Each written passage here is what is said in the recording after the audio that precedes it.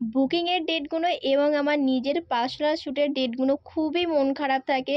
তো এই কথাটা অবশ্যই আমি ভিডিও শেষে বলে দেবো কেন।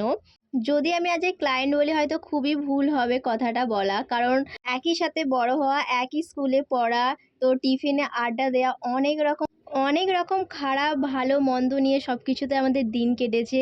তো রাগানো বলা থেকে অনেক কিছু, অনেক বলতে অনেক কিছুই। তো দেন আমার সেই বান্ধবীকে সাজানোর জন্য চলে গিয়েছিলাম। একটা অনেকেরই ভুল ধারণা আছে বান্ধবী বলে হয়তো তার থেকে টাকা নেয়নি বা তাকে হয়তো অনেকটা ডিসকাউন্ট দিয়ে সাজিয়ে দিয়েছে, এমনটা না। অবশ্যই ও আমার প্যাকেজ, আমি ওকে বলেছিলাম ওর পছন্দ অনুযায়ী ও প্যাকেজ বুক করেছিল। তবে ও আমাকে পয়সা দিয়েই কিন্তু আমাকে বুকিংটা করেছিল। ও আমার কাছে সাজবে বলেই আমাকে অনেকটা আগে থেকে বুকিং করে রেখেছিল। তো ওর থেকে আমি জেনে নিয়েছিলাম ওর কেমন কী লুক চায়। ওর অবশ্যই কাজল টানা চোখটা খুবই পছন্দ। আমাকে প্রথম থেকে বলে রেখেছিল যে, "তুই আমাকে যাই করিস না কেন কাজল টানা চোখটা করে দিস।" তো ও চেয়েছিল হেয়ারটা একটু পুলিংয়ের উপর হবে, সেটাও আমি করে দিয়েছিলাম। আমি বলেইছিলাম আমার বুকিং ডেট এবং আমার নিজের পার্সোনাল শ্যুটের টাইম ডেটগুলো খুবই মন খারাপ থাকে।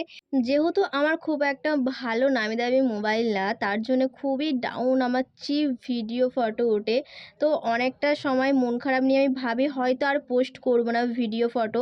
কিন্তু কিছু মানুষের ভালোবাসা আর কিছু মানুষের কথাগুলো ভেবেই আমাকে আবার ভিডিও ফটো পোস্ট করতে হয়। তাদের কথা, তাদের ভালোবাসা আমাকে অনেকটা সাহস দেয়।